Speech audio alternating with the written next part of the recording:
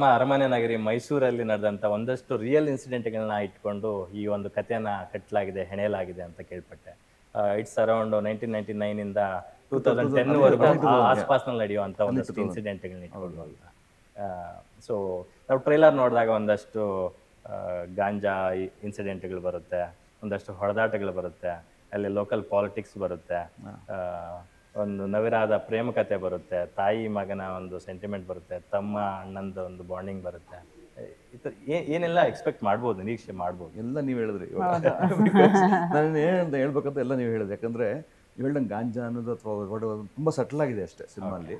ಎಲ್ಲೂ ಅದನ್ನೇ ನಾವೇನೋ ಪ್ರಮೋಟ್ ಮಾಡಿಕೊಂಡು ಅಥವಾ ಯಾರೋ ಗಾಂಜಾ ಹೊಡ್ಕೊಂಡು ಅಥವಾ ಏನಿಲ್ಲ ಸಿನಿಮಾಲ್ಲಿ. ಅದೊಂದು ಪಾರ್ಟ್ ಆಗಿದೆ ಸಿನಿಮಾಲ್ಲಿ. ಸೊ ಹಾಗಾಗಿ ಇದು ಒಂದು ಒಳ್ಳೆ ಒಂದು ಫ್ಯಾಮಿಲಿ ಕತೆ.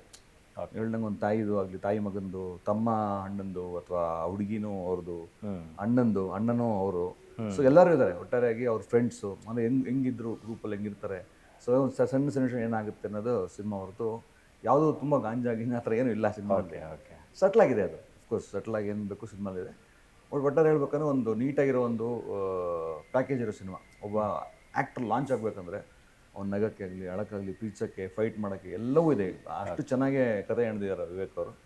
ಸೊ ಅದನ್ನು ನೋಡಿ ನಾವು ಸಿನಿಮಾ ಇವ್ರು ಚೆನ್ನಾಗಿರುತ್ತೆ ಅಂತ ಹೇಳಿದಾಗ ದೊಡ್ಡ ಮನ್ಸು ಮಾಡಿ ಅಕ್ಕ ಅವ್ರು ಒಪ್ಕೊಂಡು